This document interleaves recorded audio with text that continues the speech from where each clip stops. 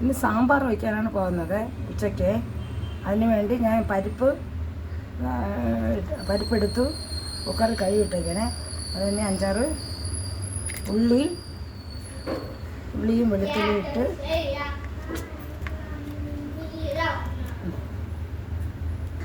ഉള്ളി വെളുത്തുള്ളിയും പച്ചമുളക് ഇട്ട് അതിൻ്റെ കൂടി ചീനി അമരിക്കാൻ കൂടി രണ്ടെണ്ണം കുറച്ചാണ് വയ്ക്കുന്നത്. വെള്ളരിക്കൊന്നുമില്ല, അല്ലാത്തൊരു സാമ്പാർ. ചീനി അമരിക്ക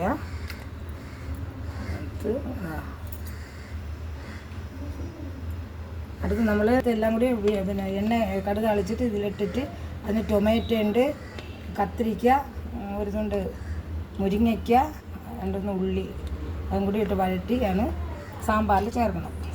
സാമ്പാർ വയ്ക്കാൻ വേണ്ടി പോവുകയാണ്. അതിനുള്ള സാധനങ്ങളാണ് അടുപ്പിൽ വയ്ക്കാൻ പോവുകയാണ്. പിന്നെ കുറച്ച് കായമാണ്, മുട്ടക്കായമാണ് ഇടുന്നത്. എല്ലാം കൂടി ഇട്ടിട്ടാണ് വയ്ക്കുന്നത്. ഇതെല്ലാം പിന്നീടാണ്. ഇതെല്ലാം നമ്മൾ കടുക് വറുത്ത് വഴറ്റിയിട്ടാണ് ഈ സാധനങ്ങളെല്ലാം കടുക് വറുത്ത് വഴറ്റിയിട്ടാണ് ഇടുന്നത് കേട്ടോ. പിന്നെ കടുക് വഴച്ച് ഇതിനിട്ട് വഴട്ടാനായിട്ട്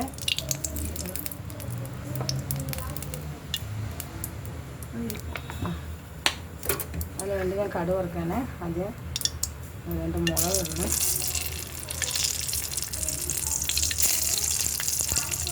എന്നിട്ട് കടുക് ഇടണം.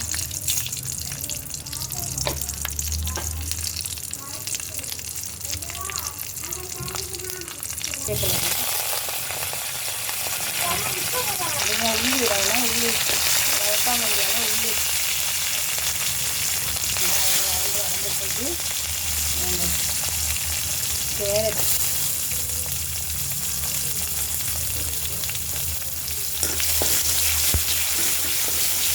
മുളക് ഇടണം.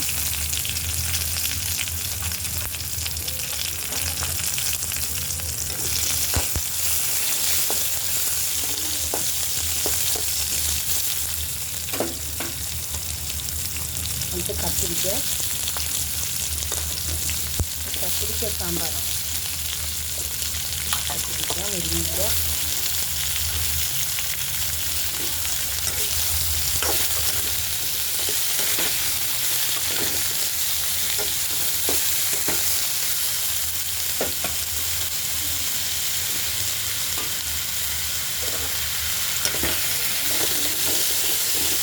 അതിൽ ചേർക്കാണ്. അത് വഴങ്ങുന്ന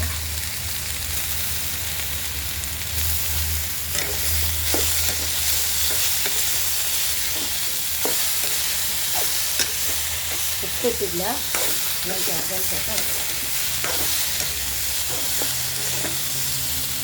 എന്തൊക്കെ ചേർക്കുന്നത് വെച്ചാൽ മല്ലി കൂട്ടിനനുസരിച്ചാണ് നമ്മൾ ചേർക്കാനുള്ളത്. ഞാൻ ഒരു 1/2 സ്പൂൺ മല്ലി, 1/4 സ്പൂൺ മുളക് പൊടി, മഞ്ഞൾപ്പൊടി, ഉലുവ, ഇത്രയാണ് സാമ്പാറിന് ഞാൻ ചേർക്കുന്നത്.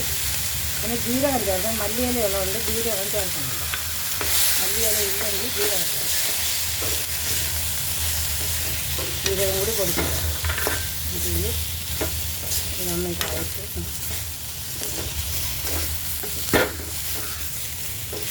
വെള്ളം കൂടി ഒഴിക്കണം.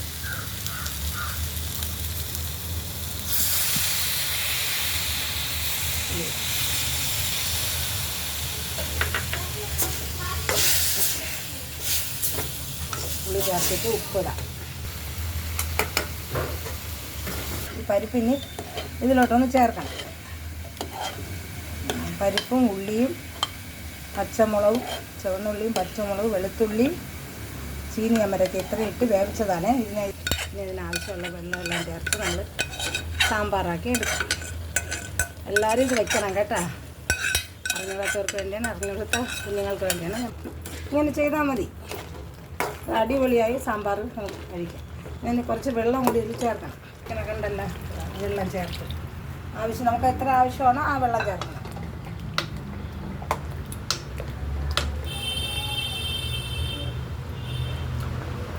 നമ്മൾ തിളച്ച് വരുമ്പോൾ ഒന്ന് മല്ലിയിലയും കൂടി ഇട്ട് തിളയ്ക്കണം. നല്ല കായ നേരത്തെ ഇട്ടാണ് പരിപ്പ് വേവിച്ചത്, എങ്കിലും കുറച്ചുകൂടി കായപ്പൊടി കൂടി വേണം. അതുകൊണ്ട് ഞാൻ കുറച്ച് കായപ്പൊടി ഇട്ടു.